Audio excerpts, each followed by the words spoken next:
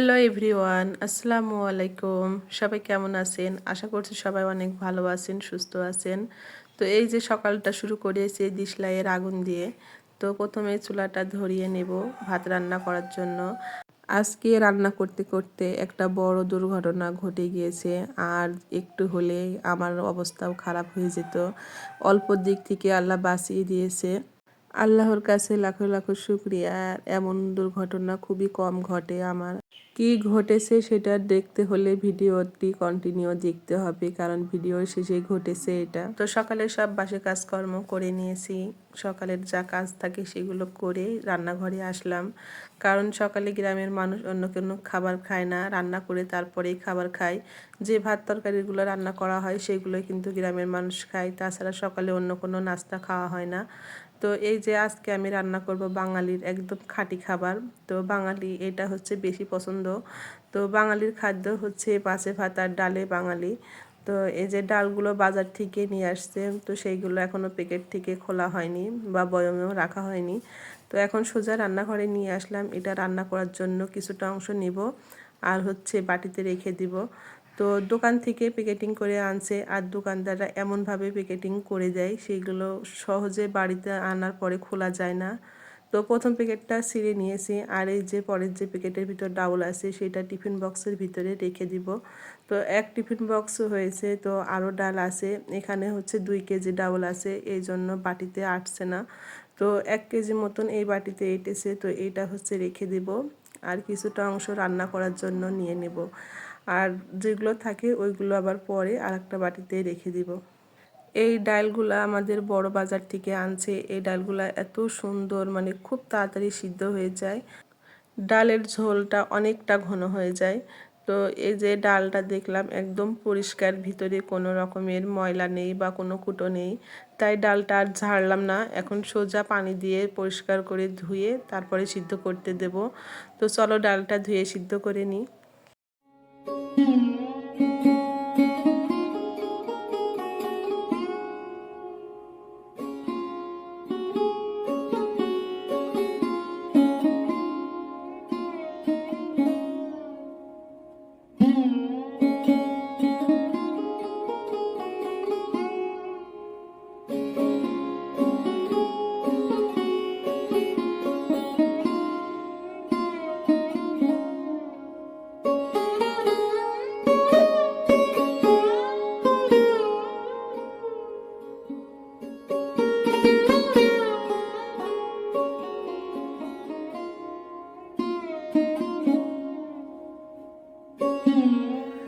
এদিকে ভাতটা ফুটে গিয়েছে, তো ডালের সাথে আলু ভর্তা করতে দিব সেটা একদমই মনে ছিল না। এই আলু ভর্তা দেওয়ার কথা জানো না, আমার কোনো সময় মনে থাকে না। হয় ভাত হয়ে গিয়েছে আর না হয় ভাত ফুটছে, সেই সময় কিন্তু আমার মনে হয়। তো আজকেও ঠিক সেরকমই। তো ভাত এদিকে পানি গরম হয়েছে, তখনকার মনে হচ্ছে যে আজকে আলু ভর্তা করব ডালের জন্য। তো কী করার, তখনই আলুগুলো ছুলে তারপরে হচ্ছে ভাতের ভিতরে দিলাম। তো তাও ভালোই সিদ্ধ হয়েছিল।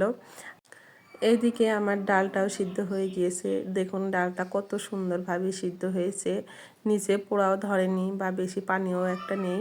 তো আমি একটু পানি দিলাম, দেওয়ার পরে ডালটা এখন ঘুটে নেব। আর ডালের ভিতরে দিয়েছি হলুদ আর লবণ, সেটা দিয়ে ভালো করে নেড়ে নিয়েছি।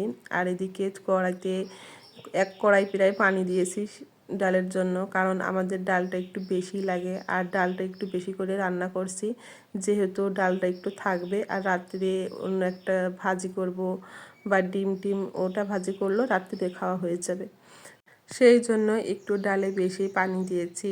তো এদিকে কড়াইটা প্রায় ভরে গিয়েছে, আর কি একটা সর্বনাশ হয়েছে জানো না। তো এই যে ডালটা উতলে একদম মাটির চুলা টুলা বা চারিপাশে সব পড়ে গিয়েছে। কারণ হচ্ছে এই ডালটা খুব উতলায়, কেন জানি না এত পরিমাণে ডালটা উতলায়। প্রথমে তেল দিয়ে দেব, আমার একদমই মনে ছিল না। তো কারণ আমি কোনো দিন তেল দিই না, তো যখন দেখি অতিরিক্ত উতলায় তখন হচ্ছে তেল দিই। তো আজকে হচ্ছে তেল দিতে মনে ছিল না, তো উতলাই চারিপাশে এই অবস্থা। এমন হচ্ছিল মনে হচ্ছে আমার গায়ের ভিতরে পড়ে আসছে ডাল। তো দূরে সরে গিয়ে তারপরে আকার হচ্ছে ওই যে আগুনগুলো বন্ধ করে দিলাম, তেবে গা থামছে। তো এই যে এখন ডালটা তেলে দিয়ে নিয়েছি। তো চুলার অবস্থা এখন একদমই খারাপ। আমরা চুলাও বলে থাকি বা আঁকাও বলি, দুইটাই বলি আমাদের ভাষায়। তো ওটা একদমই দেখার মতো নেই আজকে আর। আর এখানে আলু সিদ্ধ করেছি, সেটার জন্য নিয়েছি শুকনো মরিচ ভাজি করে নিয়েছি। আর এই যে দুইটা পেঁয়াজ হচ্ছে, সেটা একটু লাল লাল করে ভাজি নিয়েছি। তো এটা যদি আরও লালচে করা যায় খেতে কিন্তু বেশি ভালো লাগে। তো চুলাতে আর আগুন বেশি ছিল না, এই জন্য লাল হয়নি। তো ওইগুলো নিয়েই তো রুমে চলে আসলাম। আর এখন ডাইনিং টেবিলটা একটু মুছে নিব, যেহেতু এখন সবাই খাবার খাবো। তো এটা এখন ভালো করে মুছে নিয়ে সব খাবারগুলো বেড়ে নেব।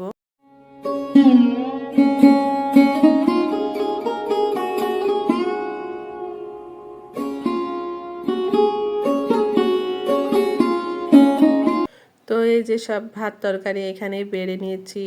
আর হচ্ছে আলুগুলো এখন ভর্তা করে নিব। তো শুকনো ঝালের ভিতরে লবণ দিয়ে ওটা ভালোভাবে এখন মাখিয়ে নিব, কারণ আলু ভর্তাটা হাতে করলে বেশি মজা লাগে। আর যদি হয় শুকনো মরিচ তাহলে তো কোনো কথাই নেই।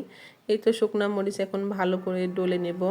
আর এইভাবে ডললে অনেকেরই কিন্তু হাতে ঝাল লাগে, আর আমার হচ্ছে হাতে ঝাল ধরে না। তো এটা ভালোভাবে চটকালেও হাতে ঝাল ধরে না। আর এটার মেন জিনিস হচ্ছে কিন্তু সরিষার তেল। সরিষার তেল দিয়ে যদি আলু ভর্তা করা যায় ওটা কিন্তু আরও বেশি মজা লাগে। আর এই যে হাত দিয়ে এখন ভালোভাবে মাখিয়ে নেব। হাত দিয়ে যত চটকানো যাবে না ভর্তাটা ঠিক ততটাই মজা বেশি হবে। তো এমনিতে শুকনা ঝাল আর সরিষার তেলের মনে করো ঝাঁজটা একটু অন্যরকম আছেই। আর এইভাবে যদি মাখানো যায় তো সেটা বেশি ভালো লাগবে খেতে। তো চলো আলু ভর্তাটা করে নিই।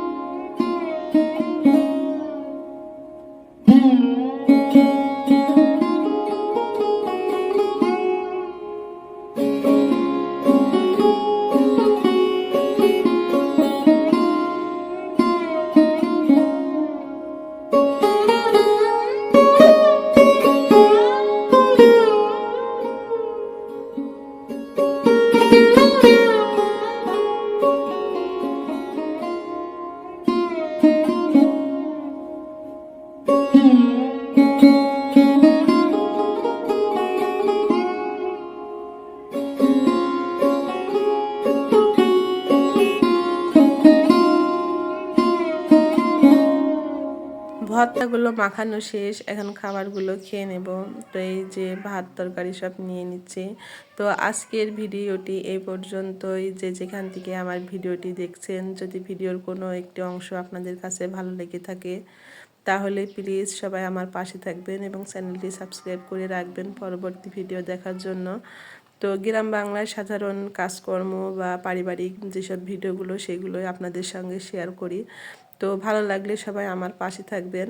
আজকের ভিডিওটি এই পর্যন্তই। সবাইকে ধন্যবাদ আমাদের ভিডিওটি দেখার জন্য। খোদা হাফেজ সবাইকে।